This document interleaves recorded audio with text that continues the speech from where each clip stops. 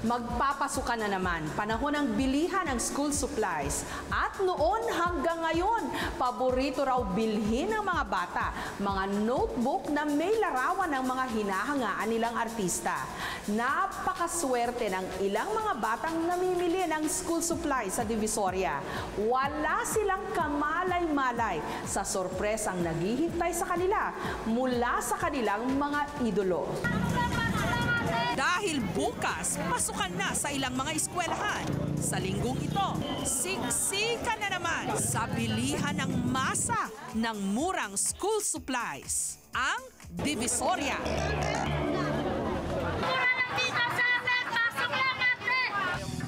Pero bago pa tayo mag-back to school, may maghahasik muna rito ng kakiligan. Walang iba kundi ang kapuso teen heartthrob na si Jake Vargas. Ang siste, dahil usong-uso pa rin ang mga artista na nasa mga notebook, ginawa namin si Jake Vargas ng sarili niyang kwaderno. At kapag may bumili nito, kung saan si Jake ang cover mismo, tila mabubuhay ang nasa litrato. Dahil bigla na lang lalabas si Jake Vargas para bulagain ang namimili. Kaya inihanda na namin ang mga hidden camera.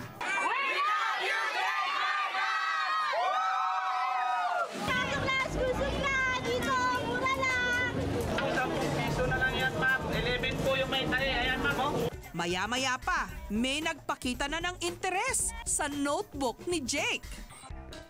Sinipat-sipat muna niya ito at saka binili.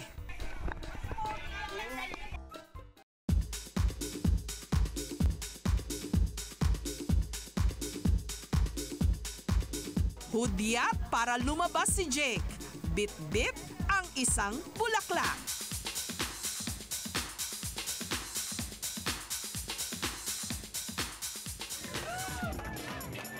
Ang bumibili parang estatwang nanigas. Dahil ang kanina lang, tinitignan niya sa notebook. Aba, nagkatawang tao.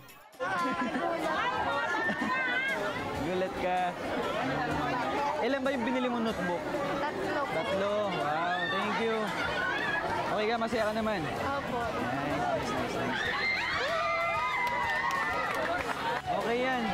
Mukha ko yung lagi makikita kasi may inspirasyon ka sa buhay mo, di ba? Si Jake, may bonus pang sayaw.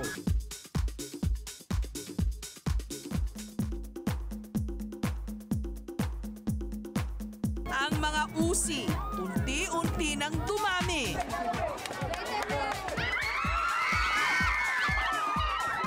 At itong si Jake, wala pa mang recess. Aba, may baon na. Pick up lines. Dictionary ka ba? Kasi you gave meaning to my life. Na? May isa ba? Calculator ka ba?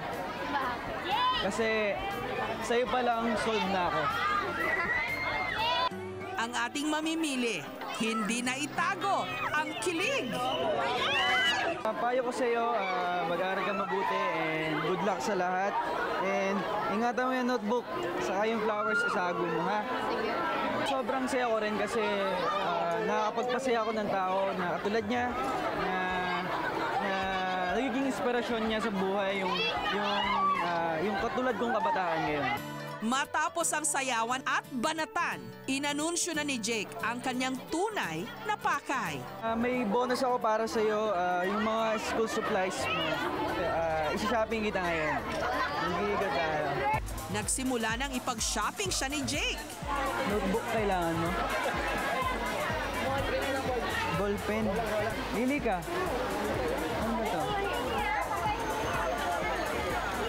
Tingnan natin dito. Alin pa?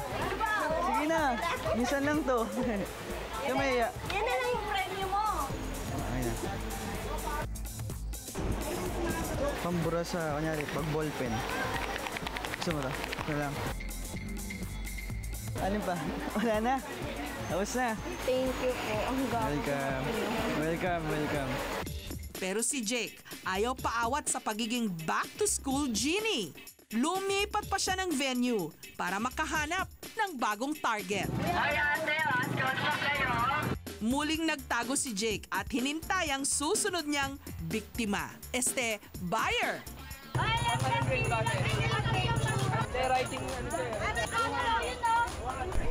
Ilan ba? Kanino to sa'yo, boy?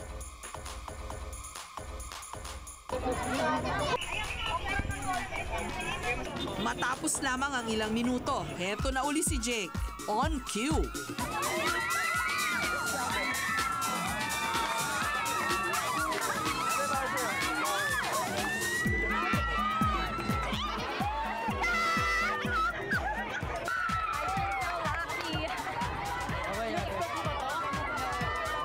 Okay ka, Temas.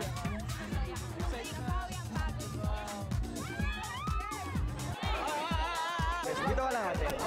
Sayawan kita.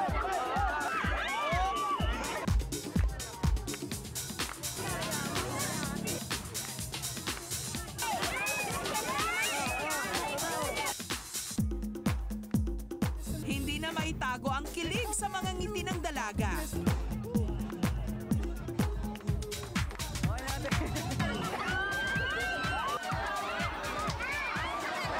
Pandikit ka ba? Kasi hindi ka na maalis sa puso ko.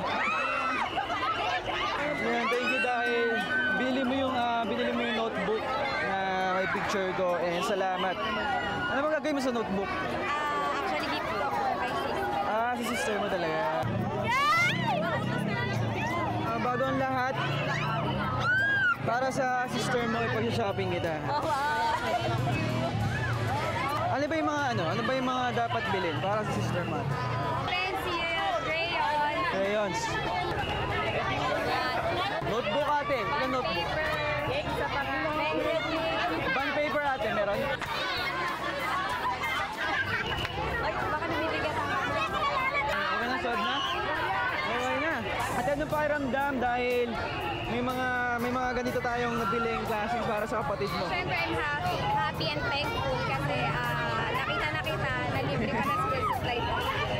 Ayan, good luck na lang sa kapatid mo ate. Yeah, thank you. Ngayon pakisabi na lang, hi na lang sa akin. Yes. Thank you ate.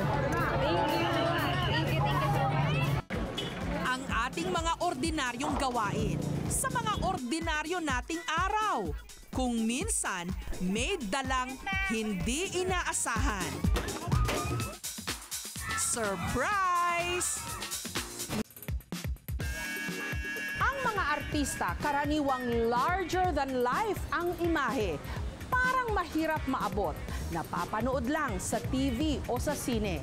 Kaya naman pambihirang pagkakataon ngayon para sa marami na makasalamuha si Marian Rivera sa kanyang pagbisita sa mga barabarangay kasama ang The Barkads ng Itbulaga para sa All for One, One for All. Ang tahimik na araw na ito ng mga tiga-baryo obrero sa Tondo sa Maynila sa isang iglap lang nabulabog.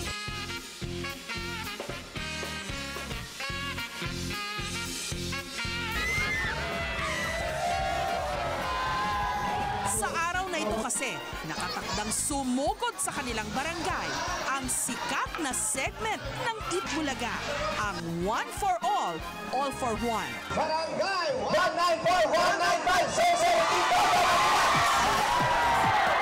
Kaya ang mga residente, excited.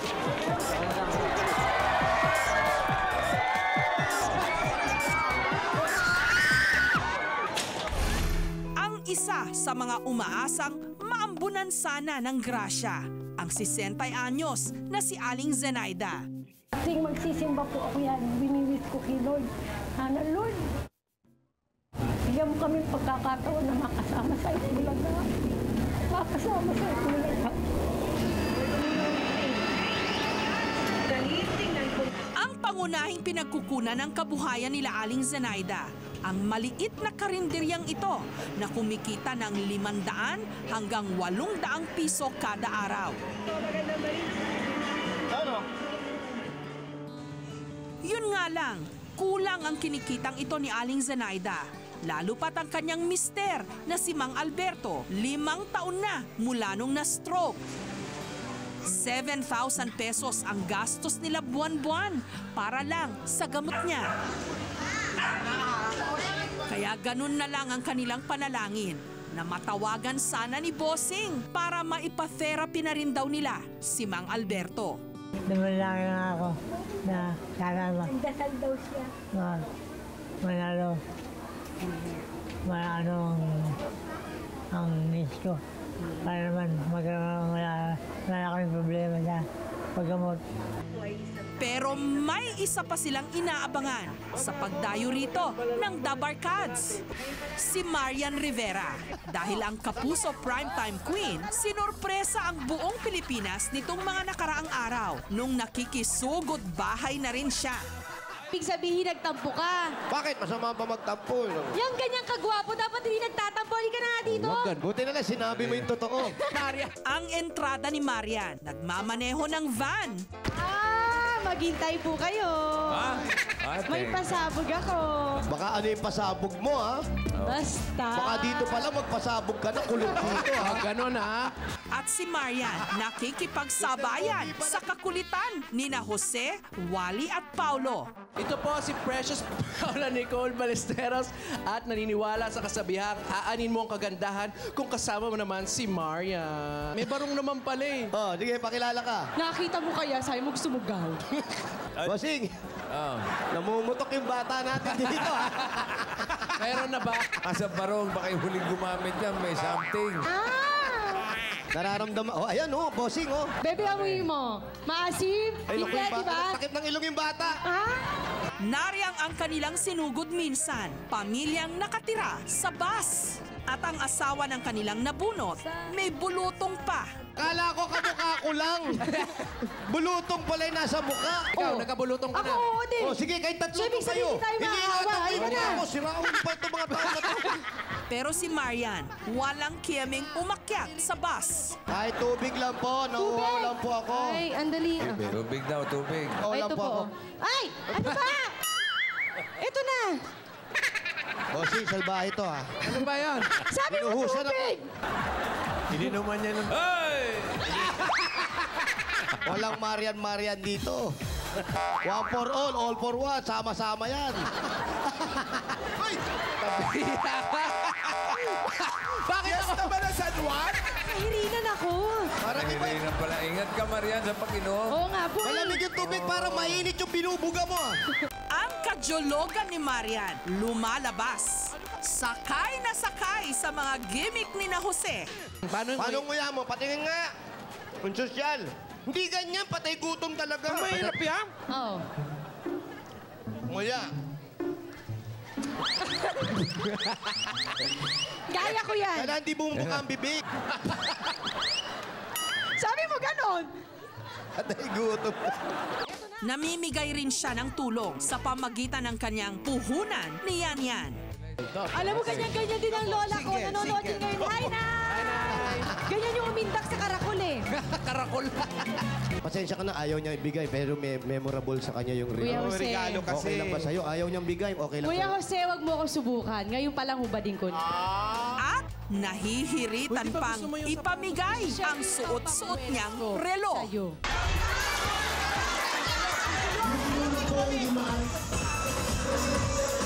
Nitong Huwebes, binisita ko ang location ng One for All for One sa Tondo.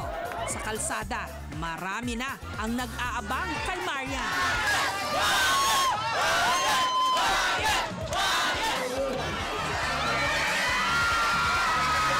Pagdating niya, nagkagulo na ang buong barangay.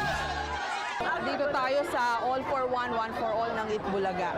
Kararating niya lang dito sa Tondo, sa Barrio Obrero Elementary School. Pero ang malaking sorpresa sa araw na yon, syempre, kung aling bahay ang kanilang susugurin. Hello? Ikaw ba si Sinaida Enriquez? At ang natawagan ni Bossing, si Aling Zenaida. Sinaida Enriquez, sugurin nyo na. Zinaida Enriquez. Kaya nung lapitan siya ni na Marian, hindi na napigilan pa ni Aling Zenaidang maluha. Matagal ko na pong minimiss ito. Kahanin nyo. Kamukha ni Jessica Soho, yun ah. Hi, ma! Ano ba si tatay? Hindi po si Jessica Soho. Medyo matagal-tagal na rin itong segment na ito ng Itbulaga, pero ngayon parang nakapagbigay ng bagong sigla itong si Marian Rivera. Logistical challenge ito para sa staff ng Bulaga dahil bukod sa lagi namang dinadagsa ng tao itong kanilang pagpunta sa mga barabarangay, ngayon lalo na dahil merong superstar na kasama sa kanilang segment. Wala man sa plano, pati ako, nayakag ng The Barkads na samahan na sila sa pakikisugod bahay kina Aling Zenaida. Okay. Kamusta ho kayo, Tatang? Kamusta po? Ay, nakakalakal. Nakakalakal naman ako. Nabagya. Nakakalakal. Natutuwa daw po siya at nakita niya kayo. Kasi first time daw po makakita ng magagandang artista sila tatay dito. Marian yun. Kayo din daw po. Ang sexy-sexy niyo daw po. Ay, ang gwapo mo rin. Ayan tayo eh. Ayan na. At nais din po namin sabihin sa inyo, simula po sa araw na to, mga kaibigan, nandiyan po si Marian, lagi natin kasama. At lagi na po natin kasama si Miss Jessica Soho! Yes! Palakpakan natin si Miss Jessica Soho! Hey! 70,000 pesos! Pagka-pack up, nagkwentuhan na kami ni Marian sa loob mismo ng van. Paano mo kinakaya to? Hindi madali ito, ha? Kung na-experience niyo po ngayong araw na ito, talagang madaming tao, hindi kayang kontrolin ng crowd, mainit po talaga. Talagang masasabi mo na parang isa sa mga buwis buhay. Pero mukhang nag-enjoy ka. Opo Parang eh. in your element ka talaga. Parang ito yung crowd mo. Opo. Talaga? Gusto ko po. Pag tinakikita ka kasi sa TV, parang, you're this, mestiza beauty, parang hindi makabasag pinggan. So, biglang nakikita ka nila dito sa All for One, One for All, nakikipagjologsan at nakikipagbiruan kina Wally, kay Jose, kay Paulo. Ikaw ba yun talaga? Actually, sabi ko nga po, nung sinabi sa akin na mag-iitbulaga ako, isa lang ang hiniling ko. Sabi ko, gusto ko sa labas. Ayoko sa studio. Yun po talaga yung totoo. Kasi una sa lahat, nakapag-guesting naman po ako sa studio. Pwede kong gawin ng mga bagay-bagay sa studio. Pero yung experience ko dito sa labas at yung live na nakikita mo yung tao na tinutulungan mo at yung ngiti nila, yung saya nila, parang para sa akin hindi matatawaran yun. Siguro, Marian, kasi lumaki ka rin sa neighborhood katulad nitong pinupuntahan ng Bulaga sa Cavite, tama ba? So, sanay na sanay ka rin sa tao. Opo, tsaka in fairness mo sa mga taong pinupuntahan, hanggang ganyan lang sila, hindi naman sila nananakit. Habang umaandar ang van, hinahabol at kinakatok kami ng kanyang fans. Ay, pag ganito, ayan, hinahabol tayo ng mga bata. Kinakalampag yung auto. Okay lang po yan. Ibig sabihin niya, naaaliw sila na pinuntahan natin sila. Kasi di ba, Marian, yung ibang tao, lalo na yung mga kritik mo, sinasabi, ako yan si Marian, suplada. Ito, iba. May mga bagay talaga, siguro hindi lang bilang artista, kahit siguro sa opisina, sa school, may mga tao talagang hindi mo mapiplease. At ang importante, alam mo sa kaibuturan ng puso mo at sa mga taong nagmamahal sa'yo at minamahal mo mga tao kung sino talagang totoong ikaw at yun ang mahalaga. Pero anong naibibigay nito sa'yo? Siguro po hindi na lang po bilang artista, bilang tao na lang po. Siguro ano ba naman po yung konting sakripisyo na mainitan ka, mahirapan ka, pero yung dulot naman yung sa tao ay hindi na makakalimutan habang buhay. Doon na lang po ako. Ano yung mga lessons na napupulot mo along the way? Una po sa lahat, lalo kong na-appreciate ang mga bagay na meron ako. Lalo ako nagiging thankful kung ano yung binigay sa aking buhay ng Diyos. Yung insights mo naman about kung sino tayo as a people, mga Pilipino. Ang mga Pilipino talaga mapagmahal. Kapag talaga may isang bagay o isang taong dumating sa lugar nila, i-welcome talaga nila na sa abot ng makakaya nila. Nakikita mo yun. Nakikita ko po yun. Kaya isa yan sa mga dahilan kung bakit proud po ako maging Pilipino. Yung hirap ng buhay, hindi maiwasan, makikita mo rin sa ganito eh. Kasi kung saan-saan nakakarating tong segment na to. Kaya bilib po ako sa Itbulaga na talagang saang sulok man ng Pilipinas ay pinupuntahan nila para ma-extend nila yung tulong nila sa mga kababayan nating Pilipino. Hanggang saan mo dadalhin itong segment na to? Itong pagsali sa one for all for Actually, one. marami talaga yung nagtatanong, pero hanggat kaya po ng schedule ko, ay gagawin ko po ito. Kayo po, ma'am, nung sumama po kayo dito sa amin sa Itbulaga, ano po ba yung na-experience yun? Kasi Marian, bilang journalist, nakikita rin namin ito eh, yung sitwasyon talaga sa baba, yung kasuluk-sulukan ng mga barangay natin. Pero na-realize ko lang, iba talaga epekto ninyong mga artista.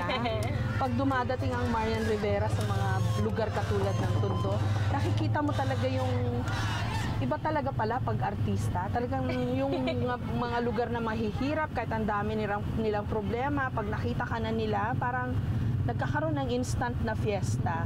So, ako, ang pangarap ko lang, if I may say so, na yung mga artistang katulad mo nga, magamit nila yung kanilang popularity for our people. Kasi ang dami nating problema as a nation. Kinaya niyo po ba ang kainitan at kadamihan ng tao sa lugar ng Tondo? Masasabi ko lang, hindi patas talaga ang Diyos. Kasi si Marian hindi pinapawisan. Kami pawis na kami nila Jose, pero siya talagang sabi ni Ma'am Jessica sa akin, sinisimple niya yung teacher ko, hindi, okay na po ako, ma'am. Binibigyan ko siya ng tissue, ayaw niya kasi hindi man talaga siya kailangan. Pero ang galing, salamat. Salamat sa opportunity rin. Binalikan namin ang pamilya ni Aling Zenaida. Hindi pa rin sila makapaniwala sa swerteng dumating sa kanila. Iba po ito, plano ko i-display ko sa tindahan ko. Yung mga sitsirya, yung mga ano po yung pwede namin ibenta. Sa wakas, mapapaayos na raw nila ang kanilang bahay, lalo't magtatag-ulan na. Ang matitira sa kanilang nakuhang premyo, bukod sa ipambabayad ng utang, idadagdag puhunan din daw sa kanilang karinderya. At syempre, si Mang Alberto, meron ng ipang-therapy. Paumpisaan ko po siya next week sa pa-therapy niya. Tapos po para makita ni Dr. Lin sa prime care kung hanggang kailan ang session na gagawin sa kanya sa isang linggo. Hindi lahat nabibisita ng swerte, katulad ni na Aling Zenaida. Nakakalungkot ngang sa ganitong mga paraan na lang umaasa ang marami nating kababayan ng kaunting remedyo sa araw-araw nilang nararanasang kahirapan. Pero katulad ng madalas na nasasabi, habang may buhay, may pag-asa na baka bukas o makalawa, may swerte o kaunting ginhawa at kasiyahan ding darating.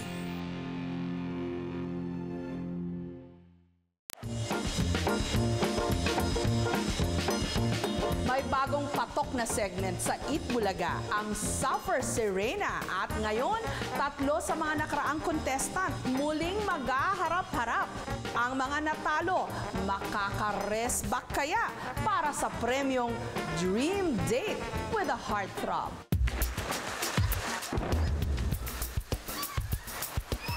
Sa tabing daan ng Barangay Gitnang Bayan 1 sa San Mateo, Rizal, may namumuong sama ng loob sa puso ni Joven, aka Pauline Luna. Kung ang kabataan ay pag-asa ng bayan, kaming mga kabaklaan ay pag-asa ng kabataan sa oras ng kagipitan. At Warren, aka Isabel Daza. I'm Isabel Daza, may kasabihan po tayo, kung may putok ka, ipagmalaki mo, pinagpawisan mo yan. Maraming salamat po. Ang runners-up sa Suffer Sirena noong May 20 sa Itbulaga. Tandang-tanda pa raw nila kung paano sila inilampaso ng katunggali nilang si Ariel, aka Marian Rivera, sa daily round ng Suffer Sirena. Talagang sa itsura pa lang niya, talagang doon pala talaga matatawa ng mga tao. Kumbaga parang walang ka-effort ang bading. Lalo na nung umaacting pa siya, siya talaga yung crowd favorite talaga. Tuwang-tuwa tayo sa tatlong ito, pero katulad ng marami sa atin, sa kabila ng masaya nilang disposisyon sa buhay, may kanya-kanya rin silang pinagdaraanan. Si Joven, librarian sa Barangay Hall, likas na tahimik at mahiyain. Kaya maski siya, hindi raw niya inakalang makakasali siya sa Suffer Sirena. Sa una, nakakaba talaga kasi hindi mo alam sa una pa, hindi mo alam gagawin mo. Siyempre, magsasalita ka sa harap ng tao, sa lahat ng maraming tao. Siyempre, hindi mo alam kung anong masasabi nila, di ba? Siyempre, nakakahiya po. Ang numero unong suffering o paghihirap daw niya sa buhay, ang hindi pagtanggap ng kanyang amain sa kanyang tunay na pagkatao. Wala akong anak na bakla! Wala akong anak na bakla, ha? Tandaan mo yan! Father ko, hindi niya talaga ako tanggap eh. Ayaw niya yung may anak na bakla. Lalo na may anak siyang lalaki. Kasi, syempre, isipin niya, baka mahawa yung kapatid kong lalaki. Tumatakas nga ako sa bahay. Yun, nagbabaon talaga ako ng damit. Syempre, para makarampa. Kasi gusto ko, syempre, parang hindi ko maipakita sa pamilya ko na yun ako. Sa kabila nito, bukas pa rin naman daw si Joven sa posibilidad na magkapamilya. Gusto ko rin makapag-asawa at magkaroon ng anak. Yun talaga po yung plan ko. Pero hindi na habang buhay na biging bakla. Ang kaopisina naman ni Joven na si Warren, pangalawang beses na raw sumali sa gay pageant. Maswerte naman daw siya dahil simulat sa pool pa lang, tanggap na siya ng kanyang pamilya kung sino siya. Yung minsan may mga pakonti-konting mga achievements, mga awards na pag nakikita nila na, oy, wow, ganyan, siya pala yung napili, ganyan. So doon nagiging proud sila. Bagamat ganyan na siya, wala kami magagawa kung yan naman ang talagang ang gusto niya. Samantala, sa kapit-barangay naman ng Santa Ana, nakilala namin ang itinanghal na Suffer Sirena ng San Mateo, si Ariel, aka Marian Rivera. Home service beautician si Ariel. Ito rin ang bumubuhay sa kanyang pamilya at isa niyang alaga. Hirap, pagod.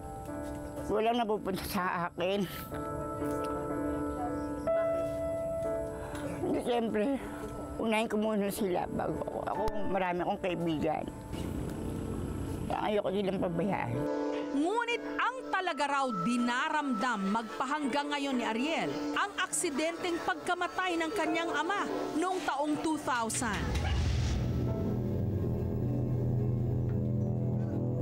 Hinihingian dyan ng kahit piso lang. Wala siyang may bigay kasi alas 3 ng madaling araw yun. Wala siyang may bigay. Ngayon, sinuntok siya. Hanggang sa nabago kong ulo niya sa simento. Pinatay siya dun sa plaza. At suntok lang. Suntok lang. Isang suntok lang ng adik na yun.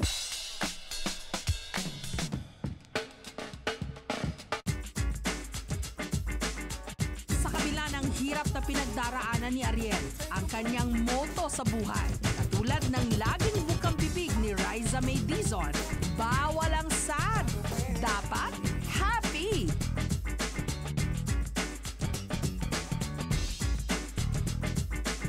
Sinasabi nila sa sikit ka na. Marian, yan. Natutuwa naman ako. Para kahit papaano makalimutan ng mga Suffer Sirena ang kanilang mga suffering. Sa araw na ito, may sorpresa kaming tiyak na magpapakilig sa kanila. Dahil saktong-sakto, ngayong unang araw ng Hunyo, may naghahanap ng kanyang kadate. Ang bago nating kapuso, si Martin Del Rosario. At ang Suffer Sirena na mananalo sa challenges ang siyang makakadate ni Martin. Hello mga Suffer Sirena, ako si Martin Del Rosario. Pwede niyo ba akong tulungan? Naghahanap kasi ako ng date eh. Pwede ako. Pwede ko ba kayo maging kadate? Siyempre naman. So, pero bago nyo makakadate, meron tayong challenge. Sasakay tayo dyan ngayon sa Jungle Splash. At pagdating sa tuktok, bako yung malaglag, pagandahan ng project. Okay ba? Malino tayo? Yes. Okay na okay. Okay na okay.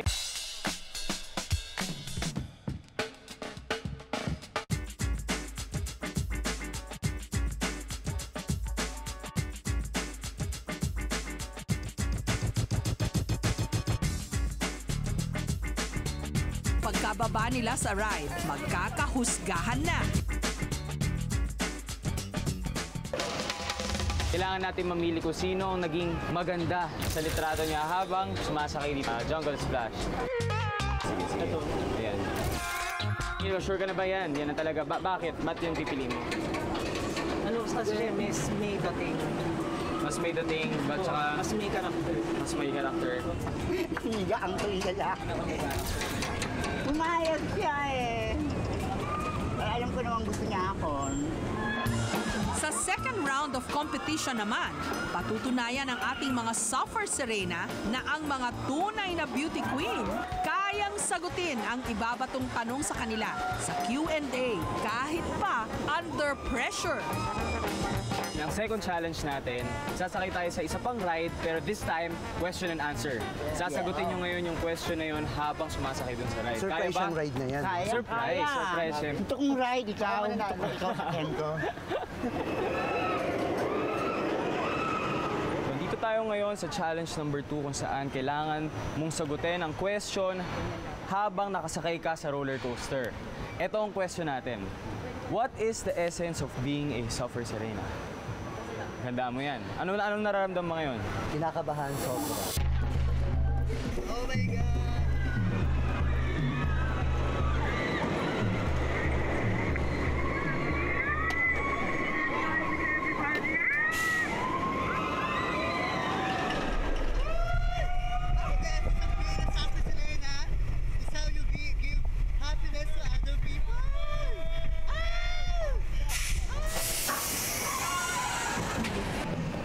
My God. Nanginginig ako, grabe. Diyos ko, akala ko ahagis talaga ako. Hindi ko kaya, my God.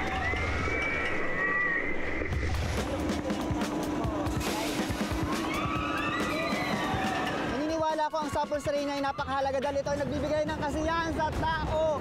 Lalo sa ating lipunan dahil maraming kabakalaan. Ngayon, ang professional na nakatulong sa ating lipunan, sila ay sobrang laking ambag sa ating lipunan. Yung lang po! Shock, nakakatakot. Kayang-kaya yan. Hindi ako.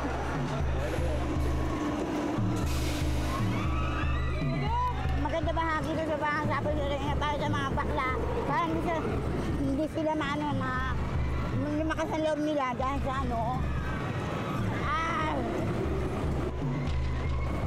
para hindi sila mahinggan hindi sila yung wala man sabi. Ano ba to? Para hindi sila maglakas ang loob nila, para hindi sila mahiya sa mga tao kahit ganito ang Suffer. Kaya tinasabing Suffer na ganon. Diba? Yun lang ang pagmamalaki ko sa mga baklang Suffer. Pero ulit, hindi ko naramdaman. Nasabi ko yung dapat sabihin. Yun. Bigyan ko lang takot? Wala, wala.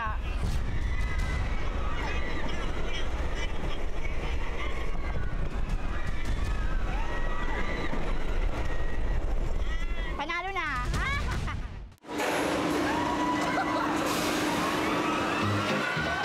Matapos ang dalawang round, oras na para sa judging.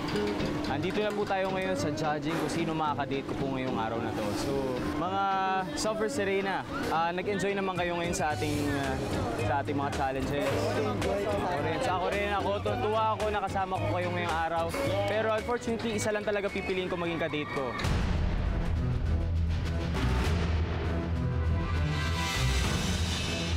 Sino kayang Suffer Serena ang makakadate ni Martin Del Rosario?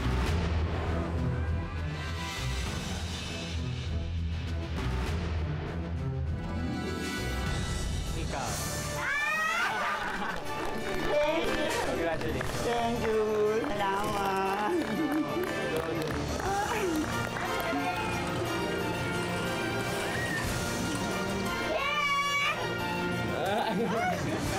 Congratulations. Akin na siya. Sorry, Jay. Thank you very much. Pinili kita dahil ikaw yung may narinig ko yung sagot mo.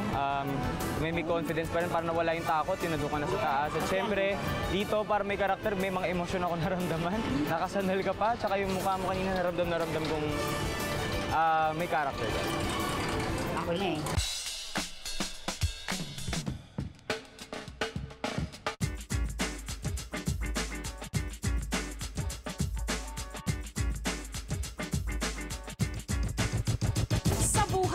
Basta't pairali ng diskarte at talino, anumang suffering, magkakaroon at magkakaroon din ng happy ending.